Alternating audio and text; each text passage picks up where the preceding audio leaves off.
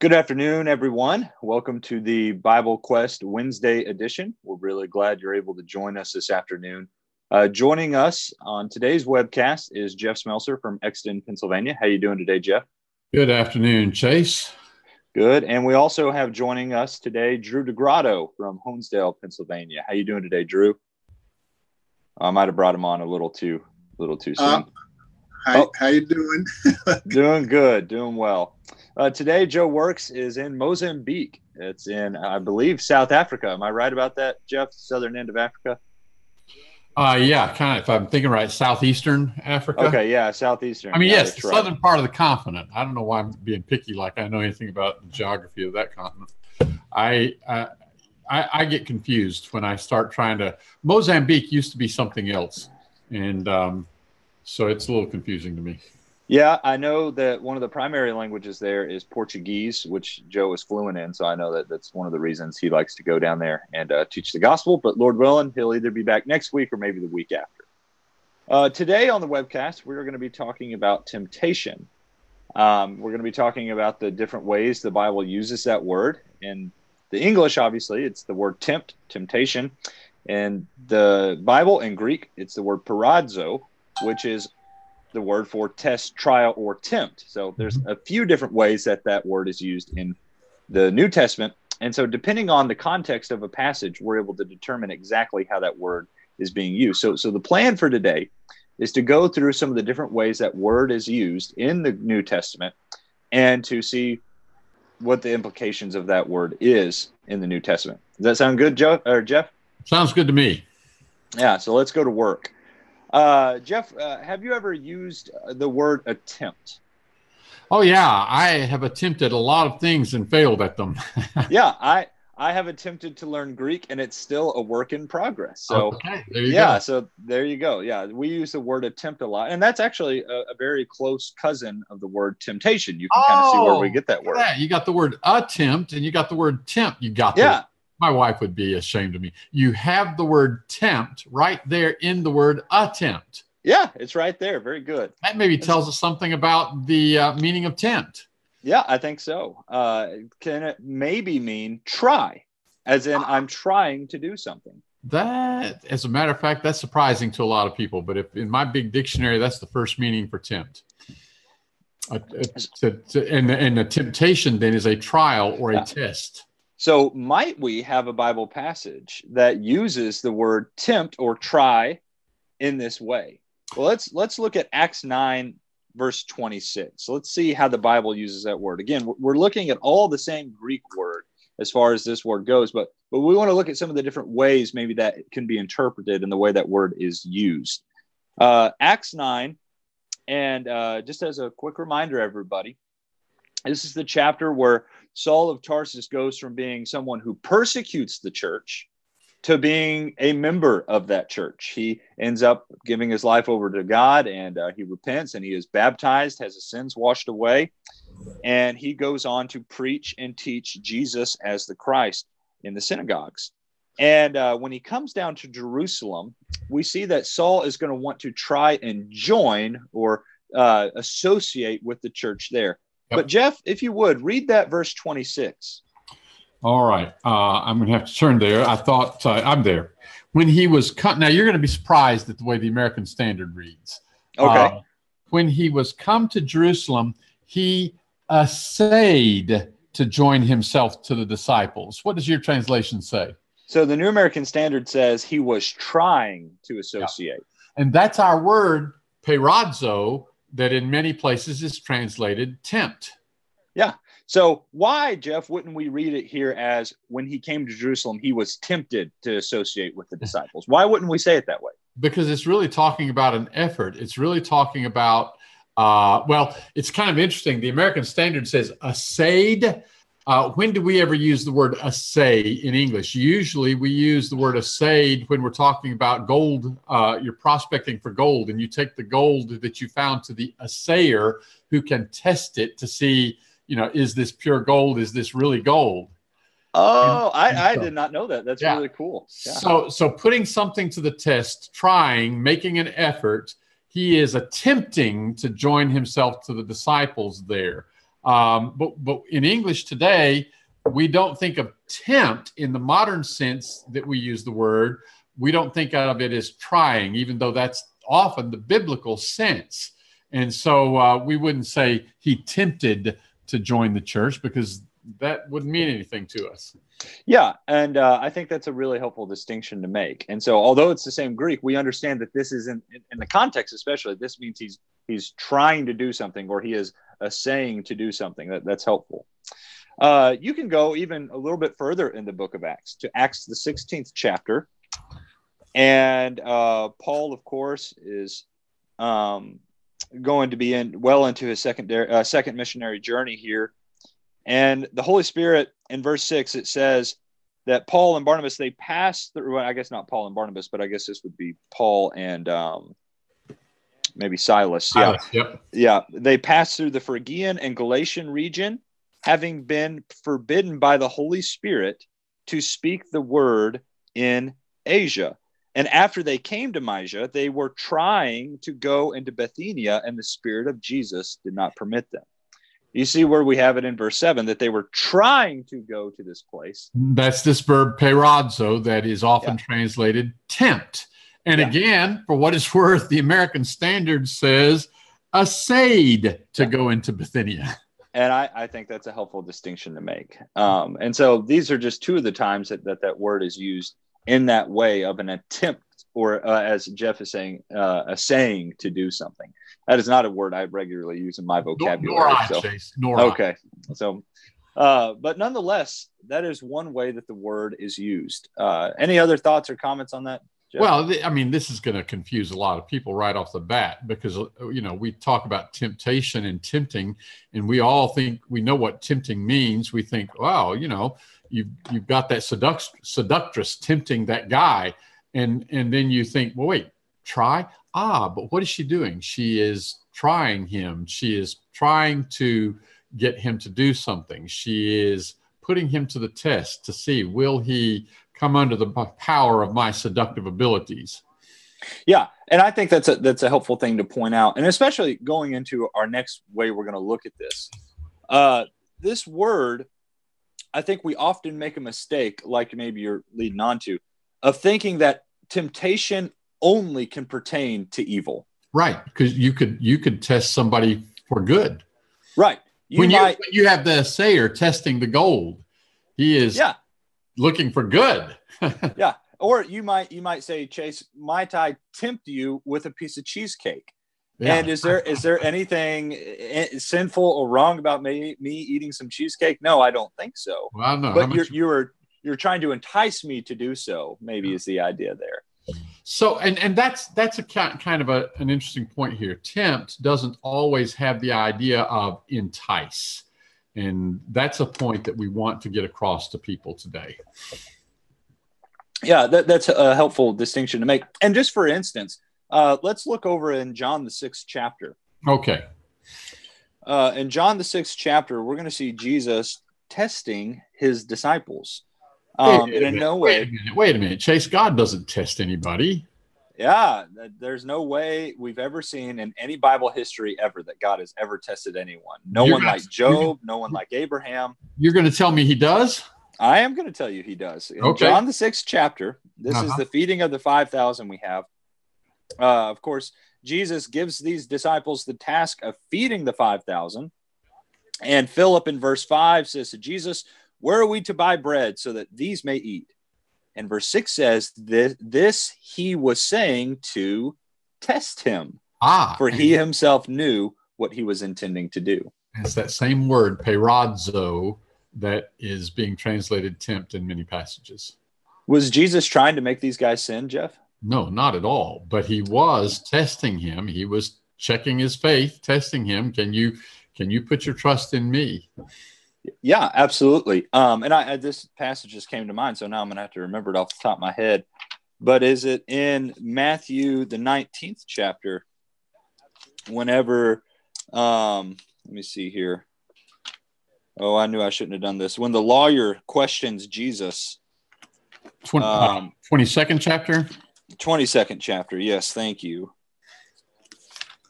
Yes, very good. When the lawyer questions Jesus. It says in verse 35 of Matthew 22, one of them, a lawyer, asked him a question, testing him. Same verb. Same exact word. Same exact verb. Yeah, they were trying to test Jesus to see how he would answer this question. And of course, that question is. This is interesting, though, because in the preceding context, there have been other questions put to Jesus by the Pharisees and their disciples and the Herodians and by the Sadducees. And clearly, those questions were designed to entrap Jesus. Those questions are made with evil motive. This lawyer comes, and in Mark's account, when he asks the question, what's the great commandment? And Jesus has a conversation with him, and Jesus ends up saying, you're not far from the kingdom of God. So maybe his motivation wasn't quite as evil as the motivation of the people asking the prior questions. That's the conclusion I've come to often as well. And I think Mark's account actually, like you pointed out, Mark 12 really helps back that up. And in Mark's account, it points out that this guy, he had been hearing them arguing and recognized that Jesus had answered them well. And he goes on to ask his question. And so, again, that testing Jesus, I don't think has to carry a negative connotation like many think it has to. Sure. I think you're exactly right there. So, Jeff, will we find anywhere else in the entire Bible where God tempts somebody, or not tempts, tests somebody? Yeah, and you make that distinction because today people think of tempt as entice to do evil. In the older meaning of the word tempt, we could say test or tempt, because tempt did mean to try, to put to the test, to make a trial of. And going back to the book of Genesis, the famous passage where God tested Abraham, Genesis chapter 22. Yeah, and I think this is probably one of my favorite stories in the New Testament, or in the Old Testament. Genesis 22, in particular, just look at verse 1.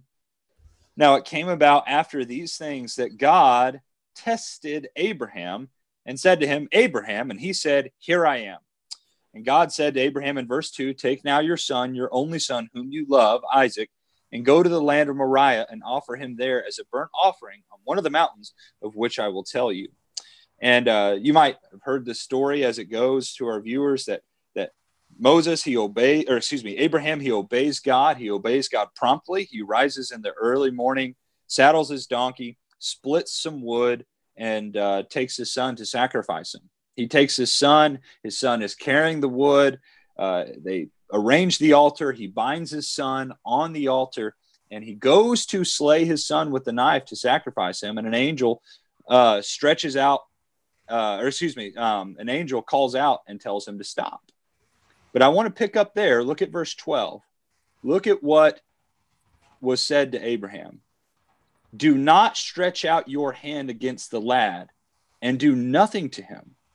For now I know that you fear God, since you have not withheld your son, your only son, from me. Mm-hmm. Mm-hmm. I want to put a lot of emphasis on this. Now I know that you fear God. Well, what do you mean now they know, or now God knows? Well, it was because of the test that God just put Abraham through, proved something about Abraham's faith. Now I know. It's interesting that you use the word prove there. Back in John 6, Jesus asked the question to test, or the American Standard says to prove Philip.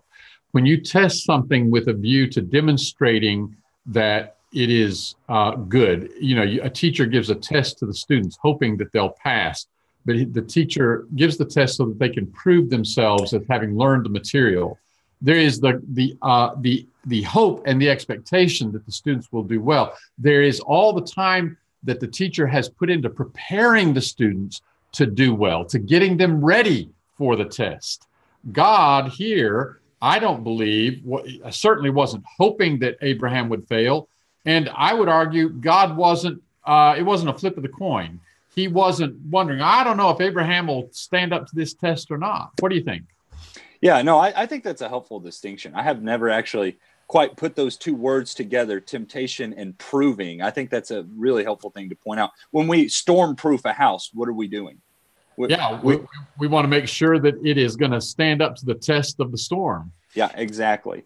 And I think adding on to what you're saying, that is a point here is temptation is the way in which we are tested, and it serves as a way to prove our faith. And God wasn't testing Abraham, like you pointed out, so he could see him fail. This wasn't a flip of the coin. God knew what was going to happen here, but was providing a way for Abraham to express his faith. Sure. You know, I just had a Bible. I just came from 3 Bible studies, one after the other. I think it was in the first one of the 3 that I went through. No, it was in the second one of the 3. Went through the story of Abraham sacrificing Isaac. And again, it just struck me going through the story. I was talking about the parallels here between Abraham offering his son, his only son whom he loved, on one of the mountains in the land of Moriah, God offering his only son whom he loved just outside of Jerusalem. Of course, Mount Moriah was there in Jerusalem. And the various parallels in the text, and the story ends up with the name of the place being called "The Lord Will Provide." In the mountain of the Lord it shall be provided. So the whole story is an anticipation of what God's going to do with his son. So was God testing Abraham? Yes. Was God doing this so that it would provide a foreshadowing of what he was going to do with his son? Yes. Well, then God must have had a clue that this was going to work out. Abraham was going to pass the test. So God wasn't testing Abraham to get him to fail. God was testing Abraham to get him to pass, to get him to demonstrate his faith.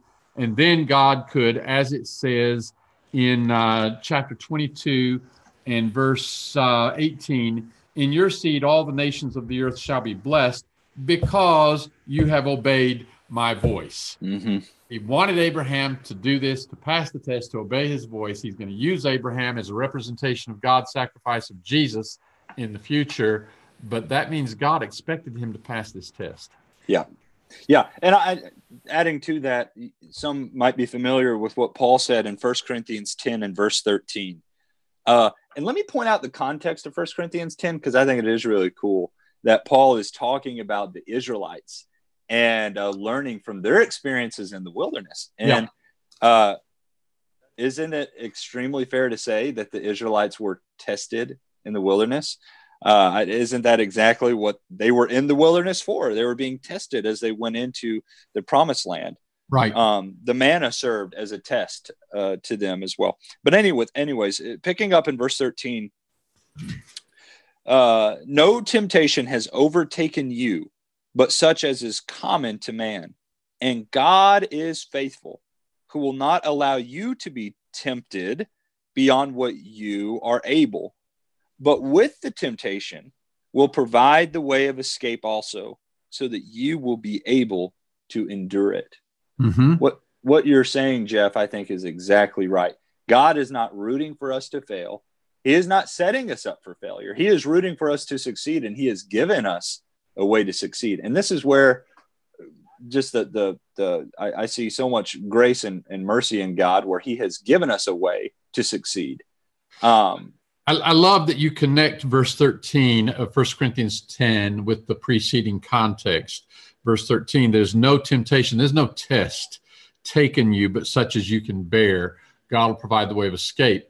That he's just been talking about tests that the Israelites could have borne up under, but they didn't, because they turned to idolatry.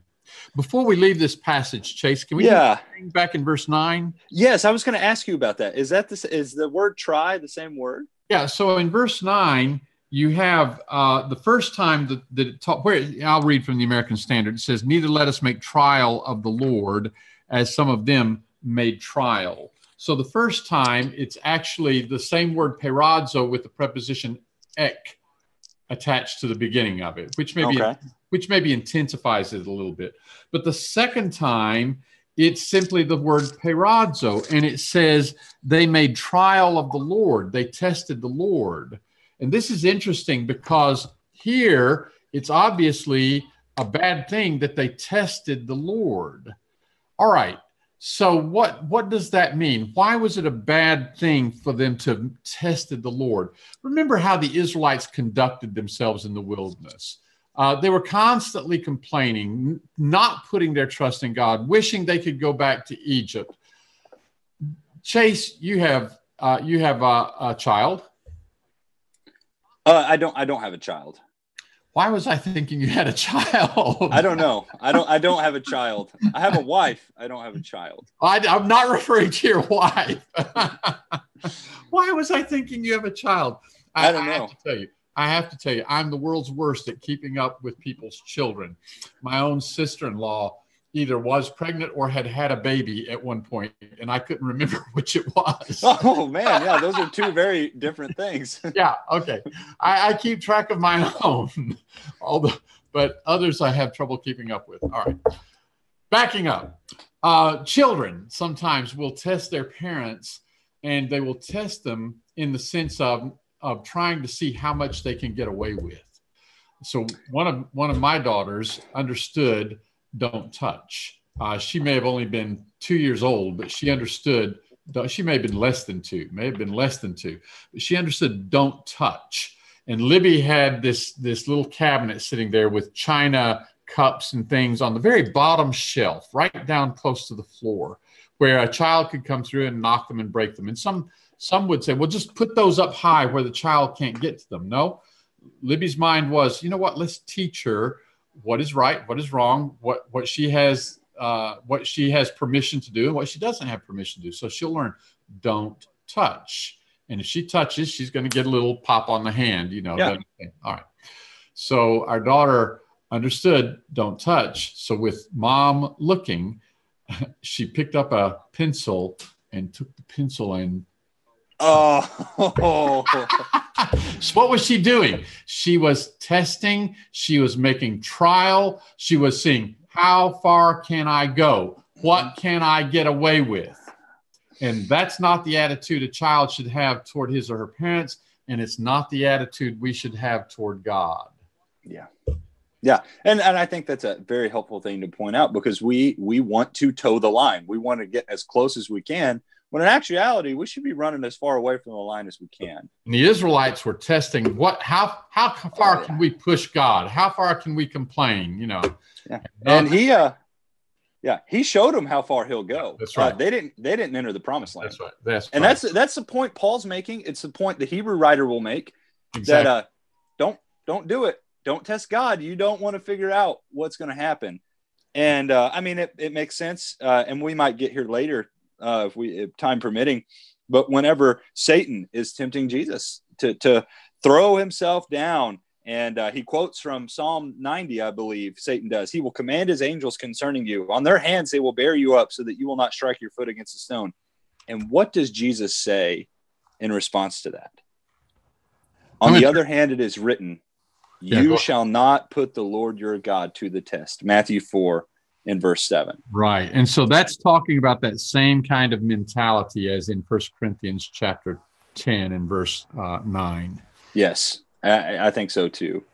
Mm-hmm. But we can get into some of that a little later on. Just a quick correction, Psalm 91. Psalm 91, thank you. Yes, thank you. Close. So we've talked about God's purpose for testing and putting us through trials, and even as we use the word tempting correctly. But let's talk about Satan's purpose in testing us. Yeah. What is Satan's purpose in testing us, from your understanding, Jeff? Oh, Satan wants us to fail. Satan isn't like that teacher who prepares us so that we can pass the test and then puts us in the situation hoping that we will be faithful. Yeah, he wants to see us fail every single time if he can. That's exactly what he wants to do. I'm reminded, for instance, of 1 Peter, the 5th chapter, 1 Peter 5 in verse 8. 1 Peter 5 in verse 8 says, be of sober spirit, be on the alert. Your adversary, the devil, prowls around like a roaring lion, seeking someone to devour. But resist him, firm in your faith, knowing that the same experiences of suffering are being accomplished by your brethren who are in the world. Mm-hmm. And so Satan, he is never rooting for us. He is trying to make us fail. Go ahead, Jeff. Yeah, I'm sorry. I was just going to take it back to Matthew 4. So in Matthew 4, the passage where we just were, where Jesus is led up into the wilderness to be tested or tempted, your Bible may say, by the devil. from the devil's perspective, this is an opportunity to try to cause Jesus to fail. Yeah. Yeah, this is not, like you pointed out, this is not him trying to refine Jesus and make him better and better. That, of course, that's how Jesus treats the temptations, and that is what we're called to do through temptation, is to come out stronger. But that is not the devil's purpose. The devil's purpose is, like 1 Peter 5:8 points out, to devour us. He is seeking someone to devour. That's his whole purpose with temptation. Exactly. So can I do a quick little thing while we're here? Yeah, go ahead. Chapter 4. Once we understand that temptation is testing, then that helps us see a connection between Matthew 4 and Deuteronomy 8. In Deuteronomy 8, I'll start in verse 2. You shall remember all the way which the Lord your God has led you in the wilderness these 40 years, that he might humble you, testing you to know what was in your heart, whether you would keep his commandments or not. And he humbled you and let you be hungry and fed you with manna, which you did not know, nor did your fathers know, that he might make you understand that man does not live by bread alone, but man lives by everything that proceeds out of the mouth of the Lord. Now, you look at this passage in Deuteronomy 8, and you'll notice several things. The Israelites were led. They were led by God. They were led by God into the wilderness. They were hungry, and God was testing them. Mm-hmm. So, led by God into the wilderness, hungry, tested. And then you look at Matthew chapter 4, verse 1, Jesus was led up of the Spirit. Whose Spirit? Spirit of God, led by the Spirit of God into the wilderness to be tempted, which means tested, of the devil. And when he had fasted 40 days and 40 nights, he hungered. How long were the Israelites in the wilderness? 40 years. How long was Jesus here? 40 days. So then when Jesus quotes the passage, man shall not live by bread alone, but by every word that proceeds out of the mouth of God, he's not just quoting some random passage in the Old Testament. He's quoting the very passage that foreshadowed what he's going through, where you have all these parallels. Now, the interesting thing is, in Deuteronomy 8, it was that God, might test you. And here, Jesus is going to be tested of the devil. And the test really is the same thing. God has one intention, and the devil has another intention.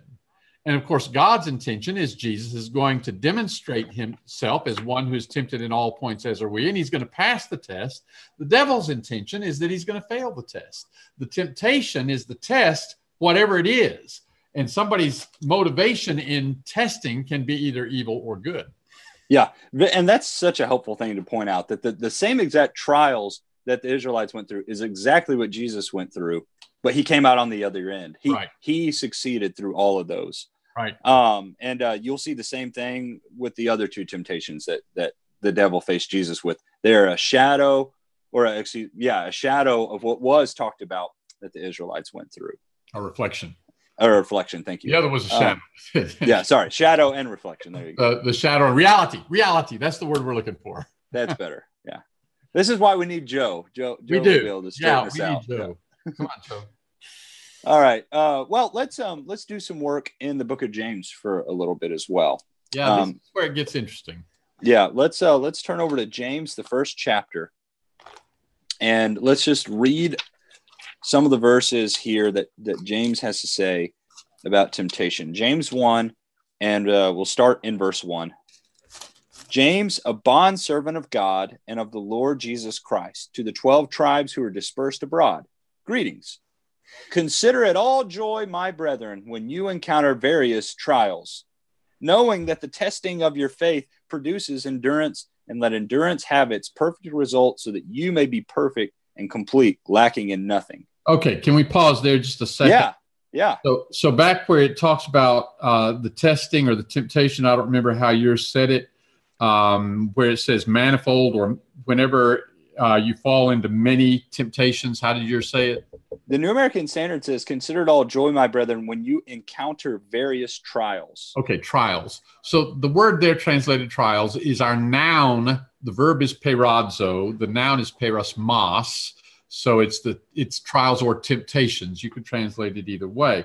And then in verse 3, when it talks about the proving of your faith, this is a different word. This is the word dokimazo. Actually, the verb would be dokimazo. This is a noun form, dokimian. And the idea is testing, but it's actually a different word. It's kind of a synonym. But again, it brings together this idea of proving something to be valid, to be good, to be solid, and you put it to the test in order to prove it. Yeah, and I think what's helpful here, do we always consider the different temptations or trials we go through as a joyous occasion? No, we complain and whine, and you know what?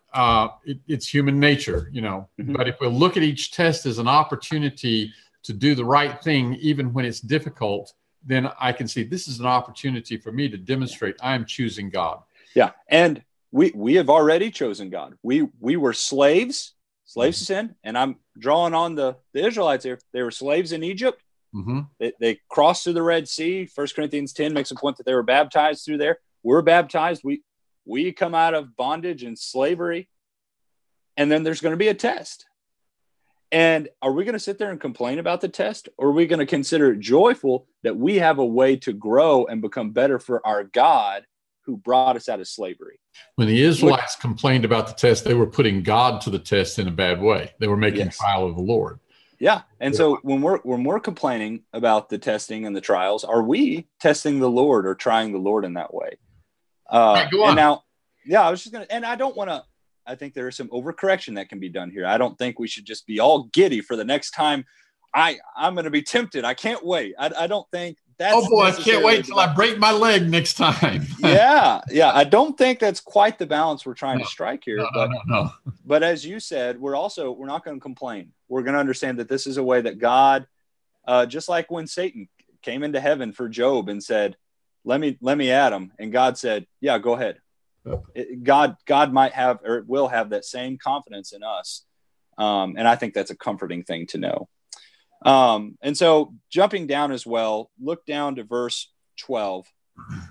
And James continues and he says, "Blessed is a man who perseveres under trial, for once he has been approved, he will receive the crown of life, which the Lord has promised to those who love him." And Jeff, there's your example you used earlier. He's going through a trial to be approved. Right. And I think that's really a helpful thing to point out. So verse 13, "Let no one say when he is tempted, I am being tempted by God. For God cannot be tempted by evil, and he himself does not tempt anyone." Wait a minute, Chase. Now, you were trying to convince us earlier in this webcast that God tested Abraham and Jesus tested Philip. And when it says God himself tempts no one, that's our same word. Tempt here is that same word test. So which is it, Chase? I don't know. What do we do with this? Do we just throw out the book of James like maybe some others have done in the past? Yeah, somebody said it's a right strawy epistle because he had trouble reconciling it with what he thought about the rest of the Bible. Well, I think it goes back to what we talked about earlier. With God's testing and trials, he's rooting for us. It's a way for us to succeed, where the devil's purpose in testing and trial is for us to fail. And the testing and trial that I believe is being talked about here in verse 13 is the test or trial to fail. You're being tempted by evil. God's not tempting us with evil. That's not what he's testing and tempting us with. He's testing us with good and wanting us to succeed. And I think that's a helpful distinction to make. Being tempted and being solicited to sin is the devil's work. That's not God's work to solicit us to sin. And I think that's the distinction that James is making. So that's true. But remember this. We were in Matthew 4 and Deuteronomy 8, and we were looking at the testing there. And Deuteronomy 8 talked about it as testing by God, and Matthew 4, testing by the devil. And yet those two testings were parallel. And so we made the observation the same test can take place, and God's rooting for us to pass and making every effort to help us pass. And the devil is rooting for us to fail and using that as an opportunity to cause us to fail. So you look at this passage here, and obviously it's going to go ahead in verse 14 and say each man is tested when he is drawn, or the American Standard says tempted, Each man is tested or tempted when he is drawn away by his own lust and enticed. And there is the language here. The language that is used is the vocabulary of bait that entices, like you would use to entrap an animal, or bait that you would use to catch a fish, that kind of thing. You're trying to entice the animal. But that's my desires there. But the test is an opportunity from God's perspective for me to pass the test. So I really believe that there's a lot of emphasis to be put on this word himself. God himself tests no man. We've already seen God does test. And I parallel it to the passage in John 4, where Jesus was making and baptizing more disciples than John. And then verse 2 says, although Jesus himself was not baptizing, but his disciples. Was Jesus baptizing? Yes. Was he himself doing the baptizing? No. Does God test? Yes. James' point in saying God himself doesn't do the testing is to bring in the fact that the reason there's a test is because of your own desires. And so James' point is, don't blame God. Don't let man say, well, I'm tempted by God. It was God's fault. You know what? The test comes about because you have your own desires. And then James goes on and makes the point you were making earlier, Chase, in verse 17. Every good gift and every perfect gift is from above, coming down from the Father of lights, with whom can be no variation, neither shadow that is cast by turning. What comes from God is good, and God will test us. But here, James is emphasizing the reason it's a test for you is because you have some desires that want to take you another direction, and you've got to pass this test. From God's perspective, he desires us to pass it. From the devil's perspective, he desires us to fail it. Yeah. Another classic example is from the very beginning in the garden. God has given this tree that they're not to eat from. Right. And Eve, there she is sitting there, and the serpent comes along. And what is his sole purpose? What is his one purpose but to deceive her? That's right. And she could have came out on the other side on the way that God wanted her to, but she made the choice not to. She was deceived by the serpent. And that's really where you see the devil's work in temptation. Yeah. There's a quote by a guy named Ricky Jenkins. Satan will offer us gold, but pay in counterfeit. And I really, really like that quote. He paints it up. He says to Eve, oh, surely you will not die. That's not going to happen. And you'll be like God, knowing good and evil. Yeah. And that is not what happened at all. He paid in counterfeit. And so just some helpful things to point out. So God put the tree of knowledge of good and evil there, but God wasn't saying, come eat of it, come eat of it. God was saying, don't eat of it. If you eat of it, you'll die. So don't eat of it. But it was the devil who was telling the lie, saying, oh, you won't die. You'll be like God, knowing good and evil. So go ahead and eat of it. And then it was Eve's desire. She saw that the tree was good for food, delight to the eyes, desirable to make one wise. And because she allowed her desires to take precedent, then she believed the lie and she failed the test. Yes. And so what we talked a little bit too, this is switching gears a little bit, about overcorrection. Jeff, have you ever heard it said that God will never try to make it hard for us? Yeah. And okay, what do we mean by that if we say that? If we say God will never try to make it hard for us, I think we're camping out in the 1 Corinthians 10:13 idea that God, it doesn't matter whatever temptation there is, it's not too hard for us. We can find a way out. And that's true, but... No, go ahead. I was going to let you fill in the but. All right. So that's true. God is not going to make it impossible for us to do what is right. But I would say that God gives us opportunities to face hardship to make us stronger. I think Hebrews 12 talks about the chastening which we endure. Let me turn over there. Hebrews chapter 12, whom the Lord loves, he chastens. What does chasten mean? We might just think it means punishment. But isn't that my name? Chase.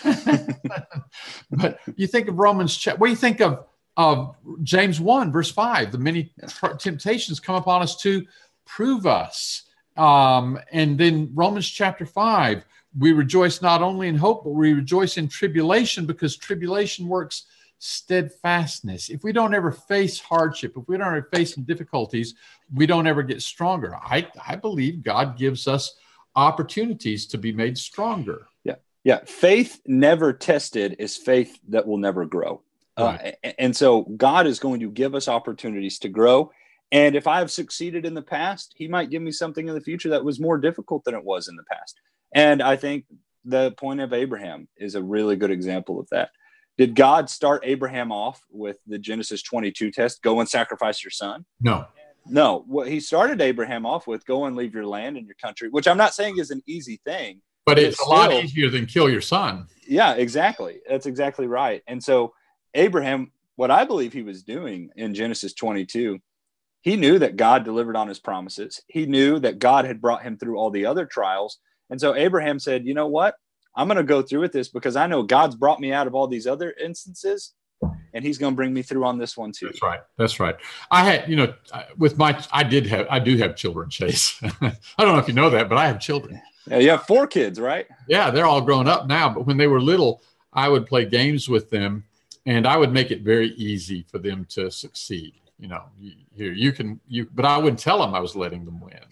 But as time went on, and they would develop skill, I'd make it a little bit harder and a little bit harder. And so what was I doing? Was I trying to make them fail? No, I was giving them more of a challenge so that they would get better, so that they could grow. I wouldn't say God doesn't do that. I think you illustrated it with the story in Genesis 22. Yeah, God is refining us. He is making us better and better through all the trials we go through.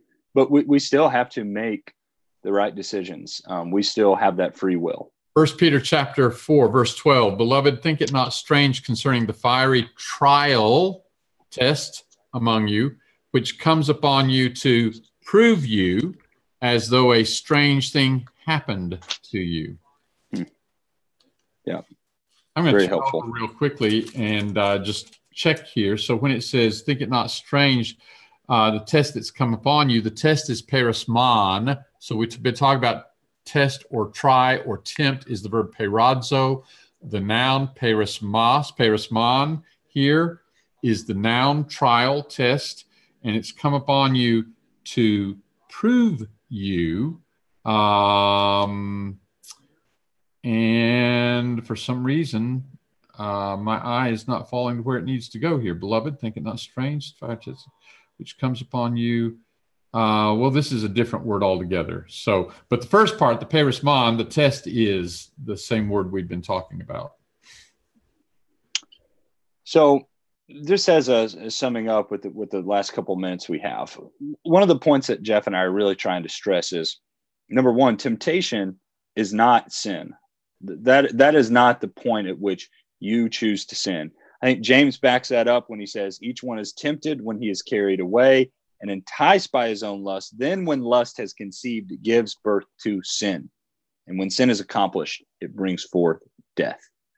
That is at the point that we are separated from God. Isaiah 59, 1 and 2, at the point that we sin. The temptation, it might look different for each and every one of us. And it might be various levels of temptation as well. But we have the choice to do right and wrong, to choose to sin, to choose not to sin. And we want to come out on the other side and be thankful whenever we do and are delivered through sin. It's, Chase, such an important point. So many people I run into, they think that, I hear people say we sin many, many times every day. And I wonder sometimes if they're not understanding what is sin and what is not. The child of God is not somebody whose life is to be characterized by sin. But if I think that every time I feel an urge or an inclination, that's a sin, no, that's a test. It's a temptation, but it's something that it's a test I can pass. I can say, no, I'm not going to do what I would want to do. Eve could have looked at that tree and saw that it was desirable, a delight to the eyes and good for food and delight and desirable to make one wise. And she could have said, but I'm not going to eat of it because God said not to. She'd have felt the desire, but she'd have passed the test and she wouldn't have sinned. The fact that you or I feel a desire is not in and of itself sin. Now, I know somebody will be thinking, well, if you look to lust, that's sin. Jesus said that's the same as adultery. But he says if you look to lust, it's not talking about if there's a desire that you have. You can control the desire. But if you indulge the desire, if you try to make accommodation for the desire, that's the problem. Yeah. And just as a closing comment on that as well, Jesus in the garden told his disciples, pray that you may not enter temptation. And we can be praying that we may not enter into temptation, but also that God can help us through it. So we'll close with that. Jeff, I appreciate you being on, and Drew behind the scenes for us. And we'll see everyone next Wednesday at 3:00.